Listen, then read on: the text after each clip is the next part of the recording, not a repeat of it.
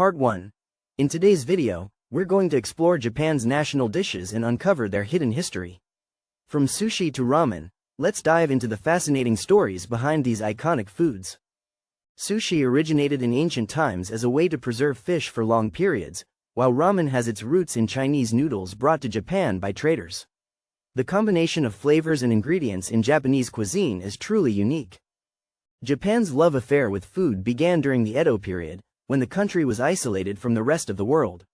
This isolation allowed Japanese cooks to develop their own distinct cooking styles. Let's take a look at some popular Japanese dishes and their surprising histories. For instance, tempura was originally used as bait for fish, not as a dish in itself. Meanwhile, udon noodles were first served with a dipping sauce made from soy sauce and sake. Today, these dishes are enjoyed around the world and continue to inspire new creations. By exploring Japan's hidden history in food, we can gain a deeper appreciation for this incredible cuisine. From Tokyo streets to rural villages, Japanese food is a reflection of the country's rich culture and heritage. Part 2.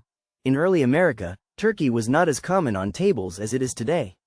This is because of several historical factors. One reason was the difficulty in domesticating wild turkeys. They were hard to raise and care for, especially compared to European poultry like chickens. Additionally, Europeans had a different diet due to their geographical origins. For example, many came from countries where swine was more common than turkey. This led to a lack of demand for the bird. Another factor was the limited space available in early American homes.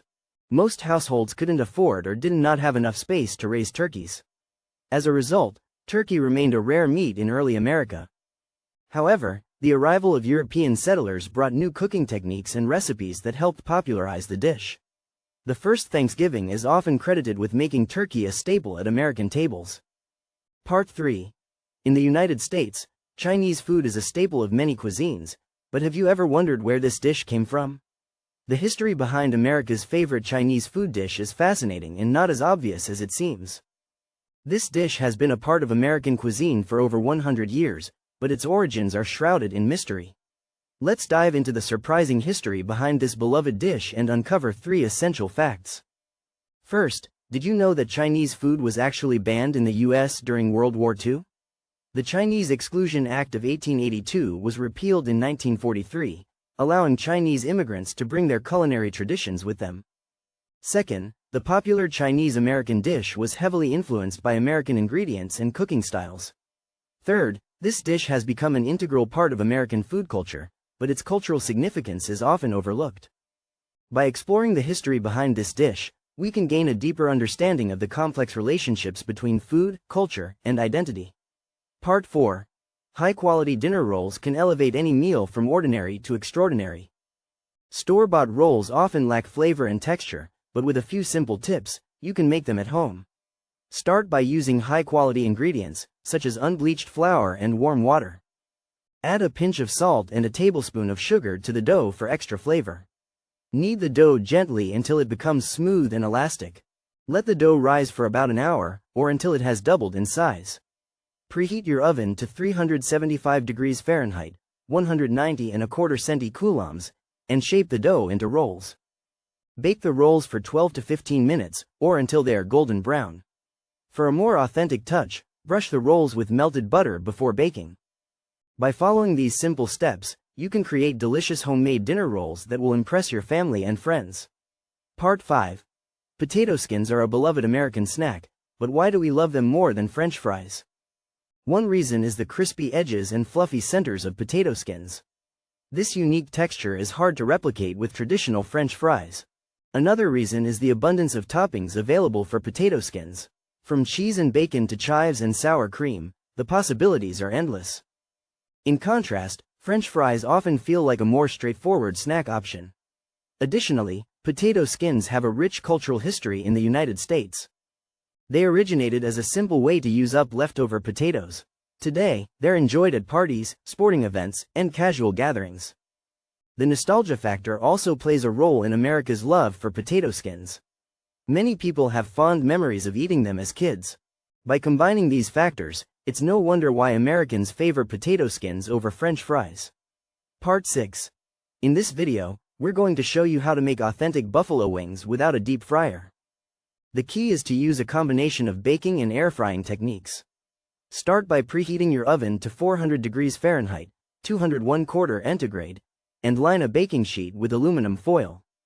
You can also use an air fryer for this step, but the oven will give you better results. Next, mix together your hot sauce and butter in a bowl until well combined. Then, toss the chicken wings in the sauce mixture until they're fully coated. Place the wings on the prepared baking sheet and bake for 25 to 30 minutes or until cooked through. Remove the wings from the oven and toss them in more hot sauce if desired. To make the blue cheese dressing, mix together crumbled blue cheese, sour cream, and chopped chives. Serve your delicious no-fry buffalo wings with ranch dressing and celery sticks on the side. Part 7. Spaghetti and meatballs is a classic dish from Italy, representing the heart of Italian cuisine. This iconic meal combines ground beef with tomato sauce and pasta for a hearty, satisfying meal. The story behind spaghetti and meatballs is deeply rooted in Italian history. One theory suggests that this dish was created by Italian immigrants in the United States to make use of readily available ingredients like ground beef. Another possibility is that it originated from Italian-American cuisine. In Italy, however, similar dishes are made with different meats, such as sausage or pork. Despite these variations, spaghetti and meatballs remains a beloved staple around the world. The combination of pasta, tomato sauce, and savory meat creates an unbeatable flavor experience. This dish has become synonymous with Italian culture. It's a testament to the power of food in bringing people together. Part 8. High-carb ingredients like rye flour, whole wheat, or even some types of white bread can cause an overactive fermentation leading to a sour taste. Sourdough bread relies on lactic acid bacteria for its unique flavor and texture. The bacteria feed on the sugars in the dough, producing lactic acid as a byproduct. This process is slowed down when using low-carb ingredients like ancient grains or nuts. Using these ingredients can result in a slower rise but a more complex flavor profile. Some bread flours are naturally lower in carbs than others, making them suitable for sourdough. Rye flour, for example, contains less starch and more fiber, which slows down the fermentation process. Bread flour, on the other hand, has a higher protein content that helps to strengthen the dough.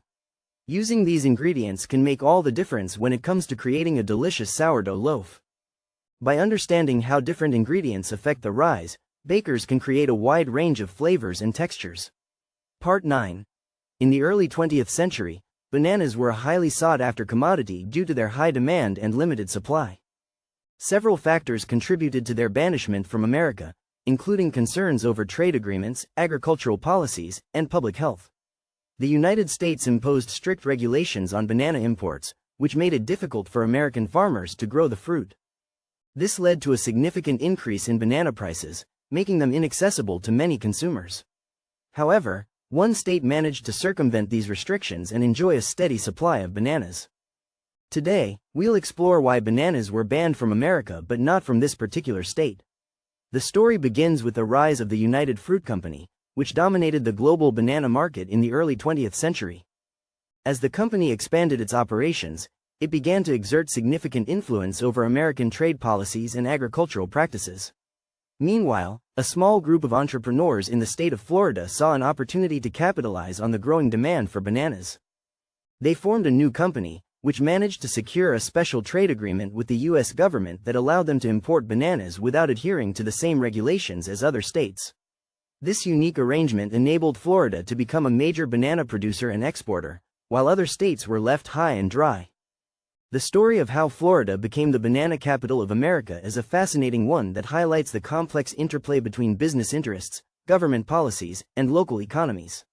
By exploring this little-known chapter in American history, we can gain a deeper understanding of the factors that shape our food systems and the often surprising ways in which local communities adapt to national trends.